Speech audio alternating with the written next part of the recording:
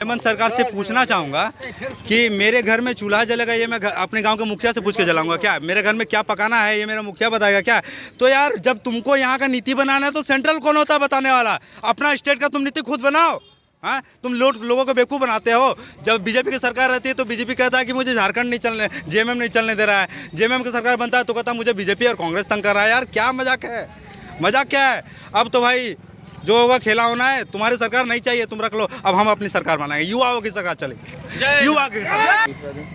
आज 11 जून दूसरा दिन बंदी सफल रहा, जैसा कि आह्वान किया गया था देवेंद्र नाथ महतो छात्र यूनियन छात्र नेता जो है उनके द्वारा, और काफ़ी सफल रहा। और चंदन क्यारी के जितने युवा और ग्रामीण हैं उनका धन्यवाद करना चाहूँगा जिन्होंने हमारे इस बंदी को सफल बनाया।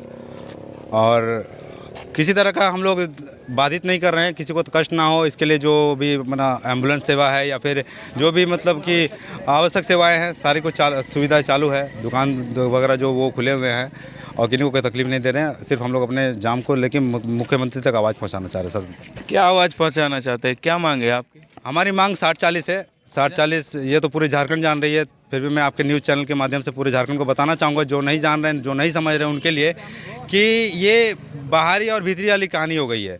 60 ये हमें मिल रहा है या फिर बाहरियों को मिल रहा है, समझ में नहीं आ रहा है।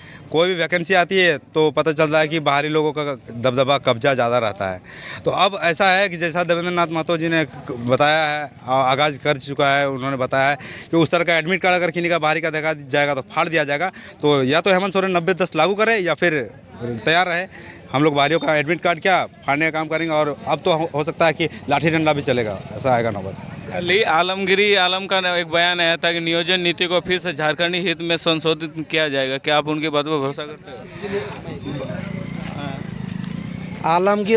सारा खेल जो है ना ये कांग्रेस पर्दे के पीछे में खेल रही है। हेमंत सरकार को नचा रही है। कांग्रेस और आरजेडी मिलकर हेमंत सोरेन को कठपुतली की तरह जो है नचा रही है। 2019 में आने से पहले हेमंत सोरेन ने जितने भी वादे किए थे सारे वादे पर जो है सरकार विफल रही है और इसका खामियाजा 2024 में सरकार को भुगतना पड़ेगा। जिस प्रकार 2019 में जो है रघुबर दास की सरकार को यहाँ की जनता ने, यहाँ की जनमानस ने जो है उखाड़ करके फेंकने का काम किया था, 2024 में तय है आने वाले समय में झारखंड की जनता जो है हेमंत सोरेन की सरकार को उखाड़ कर फेंकने का काम करेगी। कांग्रेस तो कहती है कि हमारे मैनिफेस्टो में 1932 का हथियार नहीं था। तो निश्चित, तो मैं तो कहा यही बात मैं कह रहा हूँ कि सारा खेल पर्दे के पीछे में कांग्रेस खेल रही है। कांग्रेस धमकी दे रही है झारखंड मुक्ति मोर्चा को कि अगर ये मुद्दा को आप लागू करते हैं तो मैं सरकार को गिराऊंगा। आरजेडी जिन्होंने कहा था कि हमारे लाश पर जो है झारखंड बनेगी, उनके समर्थन में जो है हेमंत सोरेन जी सरकार चला रहे हैं। निश्चित सोचने समझने वाली बात है कि जो लोग झारखंडी विरोधी रहे हैं, जो पार्टी लोग, कांग्रेस झारखंड विरोधी रही है, आरजेडी झारखंड विरोधी रही है और उनका समर्थन में सरकार चला रहे हैं, तो निश्चित तौर पर है कि इनके जो वादे हैं ना, झारखंड मुक्ति मोर्चा को कांग्रेस और आरजेडी जो है खुद फ्लॉप करने का फेरा में लगे हुए हैं। इनका जो मैनिफेस्टो जो था 2019 में वो सब फेल होता दिख रहा है और कांग्रेस पर्दे के पीछे में ताली बजा रही है और आरजेडी ताली बजा रही है कि झारखंड मुक्ति मोर्चा अपने मुद्दे से भटक गई है, भटका रही है।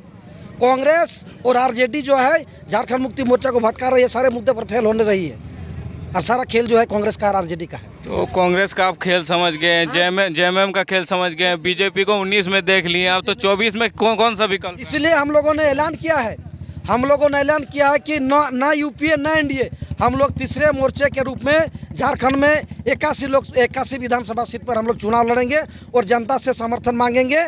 किन किन मुद्दों पर? 1932 के खतियान आधारित के मुद्दे पर नियोजन नीति लागू करो, निविदा नीति लागू करो। झारखंड में आज 23 वर्ष बने हुए हो गए और जिन जिन मुद्दों को लेकर के हमारे झारखंड की जनमानस जो है पीस रही है, उन सब मुद्दों को लेकर के हम लोग जनता के बीच में जाएंगे। तो आप जो जनता के बीच में जाएंगे, निर्दलीय जाएंगे या किसी पार्टी बेसिक पे जाएंगे? ये तो आने वाला समय बताएगा कि तो हम अभी क्लियर नहीं है। अभी क्लियर है कि 81 सीट पर हम लोग झारखंडी जनमानस की जो ज्वलंत मुद्दे हैं उन मुद्दे को लेकर के मैं जाऊंगा। लेकिन इतना तो तय है कि अभी जो एनडीए और यूपीए से हम लोग जो है संपर्क में नहीं है, किसी पार्टी से हम लोग संपर्क में अभी नहीं है। तो ये हमारे कुछ साथी थे जो चंदन कियारी में मुकमा को जाम किए हुए हैं। इन्होंने अपना बातों को रखा, और भी कुछ साथी उनसे भी बात करने का प्रयास करेंगे। क्या कहना चाहेंगे भाई? मैं जब से जन्म लिया था तब जेएमएम का समर्थन थे, लेकिन 2024 में नहीं है। कारण है क्या? आज झारखंड अलग हुआ, यानी कि 2023 पार हो गया, नियुक्ति कुछ नहीं हुआ, खाली बाहरी को नौकरी देने का काम कर रहा है। हेमंत सोरेन से एक गुजारिश काम कर रहे हैं कि जल्दी से अभी अगर जो धमकी कांग्रेस आरजेडी दे रहा है तो डायरेक्ट समर्थन विधानसभा के अंदर जाइए और सरकार गिरा दे कि ऐसे धमकी दे रहा है, हम फिर से उसका मतलब जेएमएम का समर्थन करेंगे। और नहीं तो 2024 में तीसरा विकल्प हम लोग चुन लिए हैं, लेकिन खाली ऐलान नहीं किए हैं, लेकिन 18 तारीख को ऐलान भी हो जाएगा और घर घर चूल्हा जाएंगे, उसको समझाएंगे, महिला को आगे बढ़ाएंगे और सबको यहाँ मतलब चेंज करेंगे। यहाँ पर बीजेपी और जेएमएम कोई नहीं, यहाँ पर क्या है, झालमुड़ी होगा क्या? बादाम दे दो, चना दे दो, जो मन से कर दो, नियम बन जाएगा। आप लोग आईएएस अधिकारी चोर निकल रहा है, शिक्षा में सब चोर निकल, नेता चोर, तो कौन साधु हुआ? हम लोग साधु है, न किसी खाए हैं न खाने दिए हैं न खाए हैं। आज हम लोग गरीब बच्चा, और यहाँ पानी में इतना टेम्परेचर है, 45 टेम्परेचर होते हुए चंदन कियारी चौक में है, और बोलता है कि हाँ पब्लिक का 2 दिन से परेशान हो रहा है। नहीं, पब्लिक का परेशान हो रहा है, जिम्मेवार है हेमंत सोरेन। काहे कि आज 2-1.5 साल लगभग हो गया आंदोलन, लेकिन नियम नहीं क्या ये 12 भत्ता को बांग्ला में गाल होता है, वही हेमंत सोरेन 12 भत्ता का काम कर रहा है कि यहाँ 12 भत्ता का राज्य में का फॉर्म भर रहा है, और हम लोग साला बंगाल में बॉर्डर में नहीं फॉर्म नहीं बंगाल में भर पा रहे, ये बिहार में नहीं, पर यूपी में नहीं, उड़ीसा में। तो ये 12 भत्ता का ये है कि हेमंत सोरेन क्या 12 भत्ता हो गया है?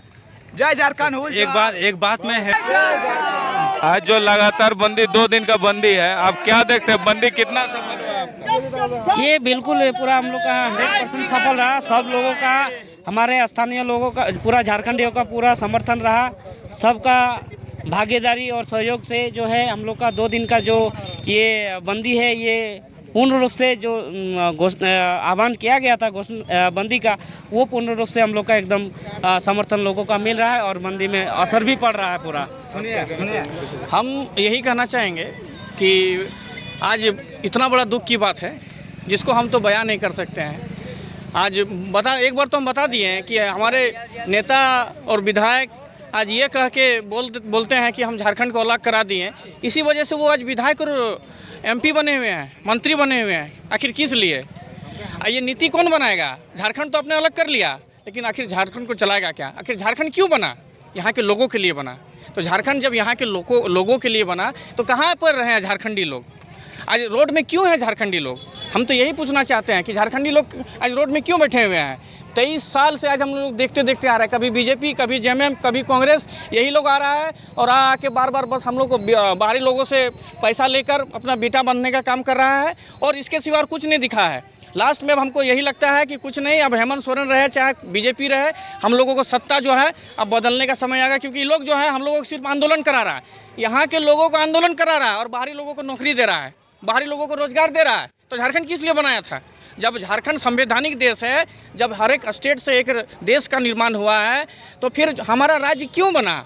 हम बार एक ही बार पूछना चाहते हैं सरकार से कि राज्य क्यों बनाया, जब यहाँ के लोगों को रोजगार देना ही नहीं था, यहाँ का कंजर्वेशन, यहाँ के भाषा संस्कृति को बचाना ही नहीं था, तो आखिर झारखंड क्यों बनाया? इसी के लिए तो झारखंड बना है कि यहाँ का भाषा, यहाँ का संस्कृति, यहाँ के लोगों का डेवलपमेंट हो सके। यहाँ पे इतना माइंस है, यहाँ पे इतना उद्योग है, लेकिन यहाँ के लोग बाहर जाते हैं मार खाने के लिए। आज देखिए कुछ दिन पहले घटना घटा कि यहाँ के लोग केरल में काम कर रहे थे, यहाँ काम कर रहे थे, वो लोग को मार के भगाया जाता है।